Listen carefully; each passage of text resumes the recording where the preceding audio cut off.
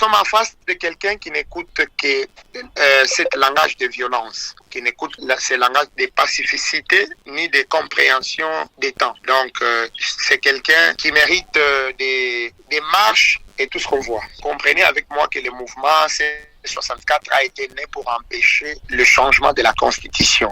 Alors que lors de l'ère médiatique, les leaders des mouvements Sauvons le Congo ont ajouté qu'ils ne puissent pas seulement se limiter à limiter les combats de la Constitution, mais à élargir plus leur spectre, donc leur champ de bataille. Comme ils se sont lancés dans les débats de maintenir l'ordre constitutionnel, moi je pense que la Cour constitutionnelle qui est répétée, qui a été appelée à être partielle et neutre, cette fois-ci, la Cour, comme elle est déjà tribalisée, elle a fait voir sa position. Moi, je pense qu'il est idéal d'encourager toutes les initiatives qui doivent se faire, qu'il est encouragé de donner force à toute initiative qui doit se faire au pays pour empêcher ces tentatives de coup d'État constitutionnel. Dans un des médias de vos amis, j'avais dit que l'homme qu'on a placé à la Cour constitutionnelle, on l'a placé pour une mission. Et cette mission, il doit accomplir cela. Alors que même lors des élections de 2023, la Cour a été appelée à être une Cour constitutionnelle.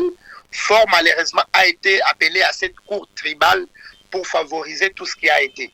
Alors ceci ne nous surprend pas. Ça ne nous surprend pas parce qu'on le savait bien avant. C'est pourquoi on dit toujours, du côté où nous on a ces capacités de projeter les images de l'avenir. C'est-à-dire, je vous parle de Sauvons le Congo, qui voit le mal avant que ça ne vienne. Il n'a pas été élu dans son parti, il a été élu par le peuple et c'est les peuples qui sont souverains. Alors si ces peuples se décident aujourd'hui de s'élever et de mettre fin à toutes ces démarches, rien ne changera et rien ne nous empêchera. On les a vus partout dans le monde, dans des pays où on a l'habitude d'aller sillonner. On a vu que le peuple s'élève et l'autorité tyrannique et dictatoriale s'est arrêtée. Alors si le peuple congolais se tient debout, je vous rassure que ces tyrans vont se taire et la démocratie va reprendre. Moi, pour l'instant, j'appelle la population congolaise à rester debout et à reprendre le destin en main. Il est le peuple souverain. Il est le dépositaire souverain de ses pouvoirs et il en a les droits.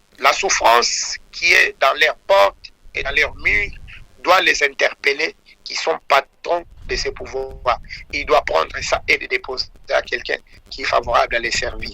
Je les appelle à être debout. Partout, l'opposition se mettra debout pour les appeler au pays, à l'extérieur, à la diaspora. Je les appelle à être debout et à faire preuve de leur constance et leur pouvoir.